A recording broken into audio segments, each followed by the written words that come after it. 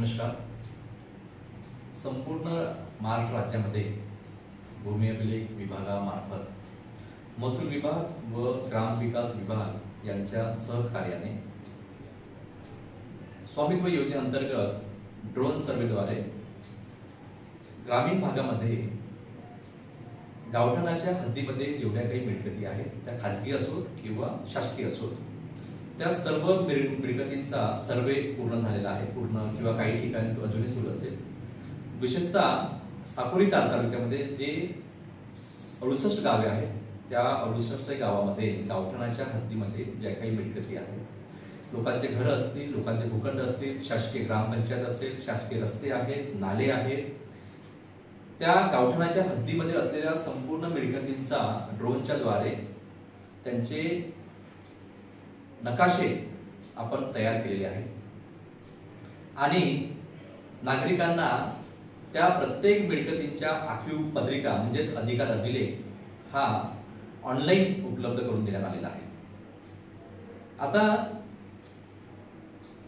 या कार्यालयाच्या असे लक्षात आलेलं आहे की स्वामित्व योजनेमध्ये जो काही अभिलेख तयार झालेला आहे त्यांची सनद असेल किंवा आखीव पत्रिका असेल किंवा त्यांचा नकाशा असेल, त्याबाबत नागरिकांच्या तक्रारी येतात की आमची हद्द किंवा आमचा नकाशा चुकलेला आहे किंवा ग्रामपंचायतच्या नमुना 8ला क्षेत्र वेगळं आहे आणि आपल्याकडून जे आखीव पत्रिका उपलब्ध करून देण्यात आलेली आहे त्याला क्षेत्र वेगळं आहे. म्हणजे क्षेत्र, नकाशा आणि काही प्रमाणामध्ये नावाच्या सुद्धा तक्रारी आहेत की त्याचा धारक जो आहे किंवा ग्रामपंचायतच्या नमुना 8 नुसार त्याचा धारक वेगळा आहे आणि भूमी अभिलेख कडून ज्या सनदा किंवा आखीव पत्रिका तयार झालेल्या आहेत त्याला धारक वेगळा आहे. तर नाव, क्षेत्र आणि नकाशामध्ये चुका झाल्या अशा प्रकारचे तक्रार अर्ज दिवसेंदिवस भूमी अभिलेख कार्यालयाने प्राप्त होतात.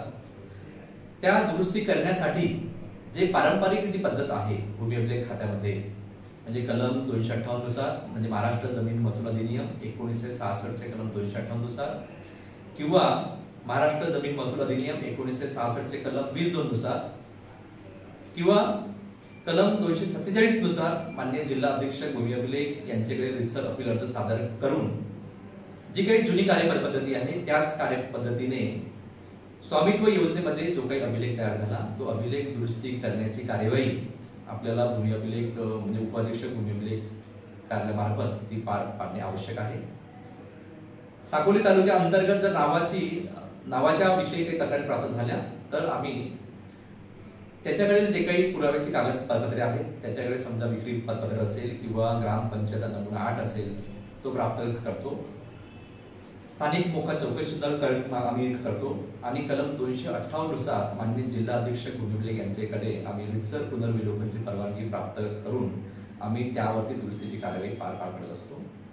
काही प्रकरणामध्ये क्षेत्र नकाशा दुरुस्तीबाबत जर असेल तर आम्ही 22 ची आम्ही परवानगी मागतो. म्हणजे फेर चौकशीची परवानगी आम्ही जिल्हा अधीक्षक यांच्याकडे मागतो. माननीय जिल्हा अधीक्षक भूमी अभिलेख यांच्याकडून जर 22 ची म्हणजे फेर चौकशीची परवानगी प्राप्त झाली तर आम्ही त्यावर रितसर पुन्हा फेर चौकशीची कार्यवाही करतो आणि त्यामध्ये दुरुस्तीचा आदेश पारित करतो. नागरिकांना स्वामित्व योजनेमध्ये झालेल्या अभिलेखामध्ये काही चूक झाली असेल तर त्यांनी रितसर पुराव्याचे कागदपत्रांसह या कार्यालयाकडे भूमी अभिलेख कार्यालयाकडे अर्ज करायला पाहिजे आणि अर्ज करून त्यांच्या अर्जावरती रितसर चौकशी करून रितसर सुनावणी घेऊन त्या सर्व तक्रार अर्जांचं निराकरण करण्याचे काम भूमी अभिलेख कार्यालयामार्फत केले जाईल. धन्यवाद.